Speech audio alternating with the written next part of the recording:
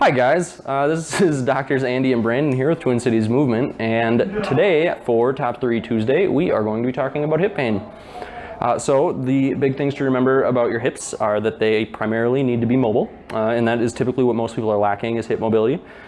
It also, with that, it helps to, gaining hip mobility helps to spare our lumbar spines from having to go into ranges of motion that it's not really typically meant for, like, the rounded forward posture that we get when we sit, things like that, and also spares our knees a little bit.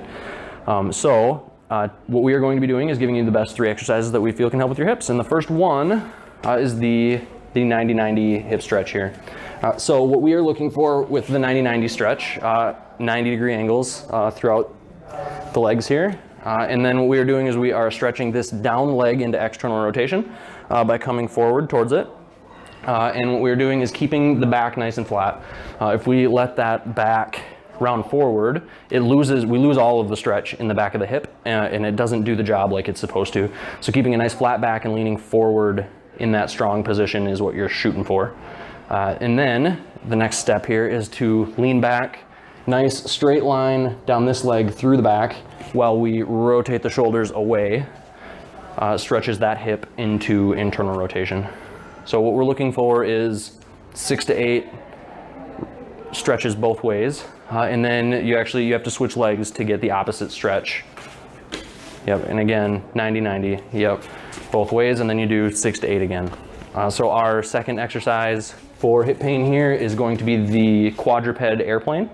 Hip airplane, and so what we are looking for, is a nice straight leg all the way down through Andy's whole body here. So what we don't want is hyperextension of the leg.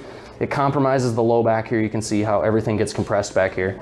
Nice flat line. If anything, you want to be down too low. You want to be up, but not too far. And then what we do is we go into internal and external rotation on this back hip. So while you're keeping your body nice and flat in line with your leg, you're rotating up and down on that down leg.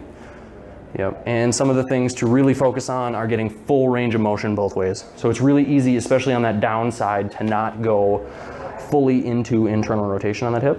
But really, if you hang out there, breathe for a little bit, you'll notice you go a lot farther than you probably think you can.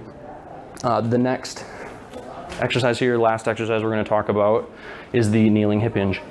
And so again, what we are looking for is just creating a little bit of stability through our lumbar spines, keeping it in a really good, strong position while we move our hips. So if you can imagine Andy just sitting back onto a chair right now, this is exactly how we would want it to be done. So good, strong, straight, low back position while we move our hips through their full range of motion that this position allows. Also lets us get a good amount of plantar flexion in the ankles there, which we typically don't get day to day. So it's really good bonus for the exercise. All right. Yeah. So that is what we have for you guys today on our Top 3 Tuesday video. If you have any questions, feel free to reach out. Our email's on our website. Don't forget to like us, follow us on Facebook, share our video, all of that. Yeah.